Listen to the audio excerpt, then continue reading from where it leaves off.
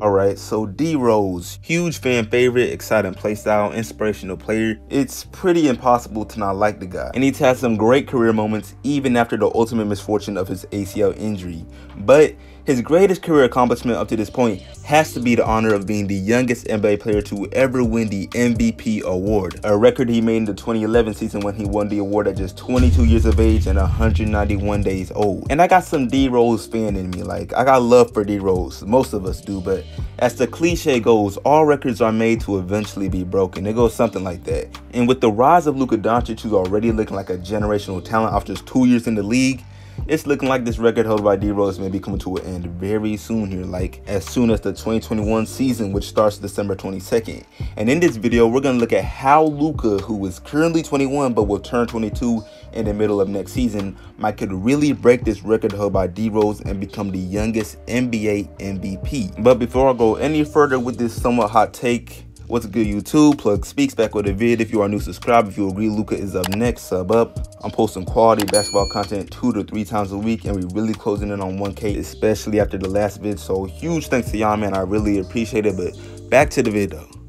So first things first, I want to talk about why Luka's chances of winning such an award this coming season should be taken seriously, because to clarify this video's title, I'm not necessarily saying that Luka is my pick to win this coming season, but instead that he cannot be ruled out, which is impressive by itself because he's such a young player.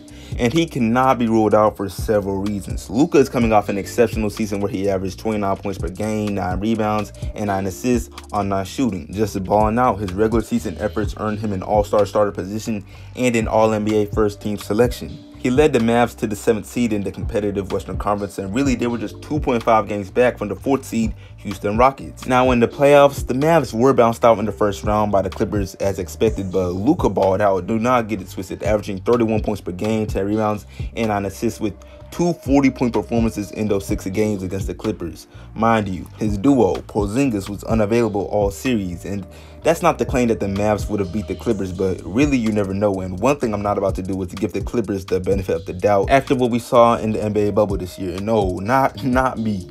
Anyway, like I said, it was a good year for Luka, and although we all know the race for MVP this past year was primarily between Giannis and LeBron, with Giannis ultimately winning the award, something people may not be aware of is the fact that Luka finished 4th in MVP voting, showing that his play this year was certainly good enough to make a case for himself. I mean, it may feel like it was a long time ago just off how 2020 has gone, but it was common news that Luka was making a case for himself in the moment. Amazing. Arguably the MVP of the league right now. His team is winning. He's dominating game after game. Great pace. He's scoring, passing, rebounding. But I mean, I think it just shows that he's been playing pro for a long time. You know, he's a second-year player, but he's not a second-year pro, and I think it's very obvious.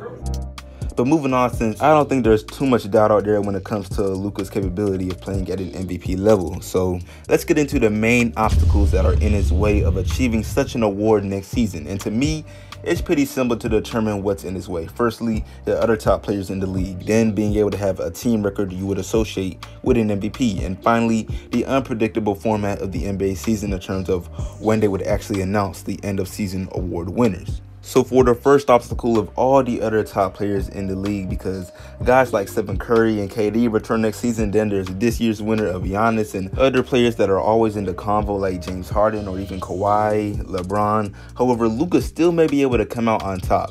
Now, when it comes to LeBron, I'm not going to doubt his capabilities after what he accomplished in year 17. However, we have to understand that he and the Lakers basically just finished the NBA season. And LeBron has come out several times already expressing his annoyance with how early the season is returning, even joking that he'll be cherry-picking the whole first half of the season. So I seriously doubt we'll see an MVP effort out of him. But moving on to Giannis, who just won MVP in back-to-back fashion. And I could go more into detail, but I really won't bother because, guys, he is not about to three-peat this effort. Just off factors like voter fatigue, the Bucks possibly not performing so well as they are set to face a more competitive Eastern Conference, but they did add Drew Holiday, so that's more of a reach. I really just do not see him winning 3 years in a row.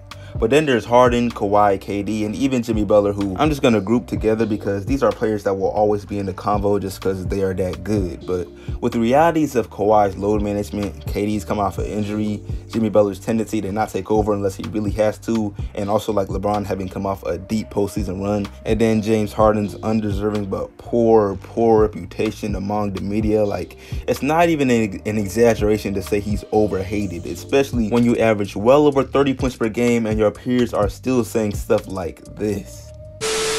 Harden is not in the conversation, and let me tell you why. Harden is an amazing player. His numbers are amazing, and I know we're about to get to you. But I'm just saying right now, typically people would have conversations about the best player on the best team has a chance at the MVP. And that's who we're talking about when we're talking about Giannis. Playoff seed, well over 30 points per game, not even in the convo. Stop the cap. Stop the cap right now. Stop the cap. No bullshit, bro. So yeah, I really don't expect Harden or any of the other players I mentioned to win the 2021 MVP. So that leaves Stephen Curry, who to me has to be Luka's greatest competitor for this award this year, because man, the last time we saw Stephen Curry be the lone superstar on his team in the regular season was 2016, and we all know how well he performed that year. So can Luka outperform and stir up a better narrative than Curry and the Warriors next season? Well, that remains to be seen, because I already know that a story with Curry bringing the Warriors back to contention in the postseason after most people, including me, expect them to be pretty mediocre without the help of Klay Thompson, and that's a story that would just be pretty hard to overcome. But on to the next obstacle Luka faces in this quest to become the youngest MVP. Luka will need a good enough team record to even earn such an award. And like I mentioned earlier, the Mavs finished as the 7th seed last season, and with the Warriors' return to playoff contention, this could turn into being the 8th seed. And I seriously doubt he could win MVP as the 8th seed. However, there may be a few teams the Mavs no longer have to worry about, because with Chris Paul leaving OKC and joining the Suns, that makes one less team that the Mavs have to worry about, because I don't doubt that the Suns make the playoffs next year, but I do doubt that they'll be better than the Mavericks. And they may not have to worry about the Rockets either, because their future is looking pretty shaky currently, as there are reports of both Harden and Westbrook putting pressure on team management to move them after D'Antoni's and Daryl Morey's departure. So assuming the Rockets are worse next season, then possibly the Mavs could be the 6th seed. And I don't know if that would be good enough for Luka to get his MVP votes, but at the end of the day, all of this remains to be seen. Who's to say Luka doesn't just elevate his game along with Porzingis and suddenly Mavs are a top 3 seed in the West? It all remains to be seen. But on to the next obstacle, which is the unpredictable format of the upcoming NBA season, with no one knowing when the NBA will actually announce the award winners. Because see, when Derrick Rose won the award after his electric regular season, it was announced right before the playoffs. But nowadays, the NBA waits for the conclusion of both the regular season along with the postseason, which doesn't make much sense to me and a lot of people, but it is what it is. So like I said earlier, Derrick Rose earned this award while 22 years of age and 191 days old, and Luka turns 22 February 28th, so he would become 22 years of age and 191 days old on September 7th of 2021. Scroll back if you got a little confused, but so if Luka were to win this award, the NBA would need to announce it before September 7th of 2021 for him to actually break the record. And it would be a real shame if the season's format got in the way of him making history, but hey, that's the reality of the situation. But I doubt the NBA would hold off from announcing awards for that long. Come on now, September 7th of 2021,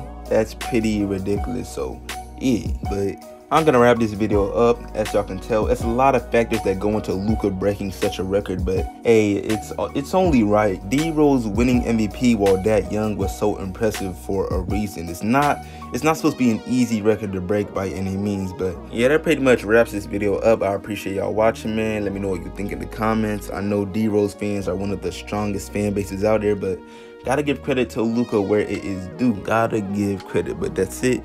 Like this up, share this, all of that, and I'm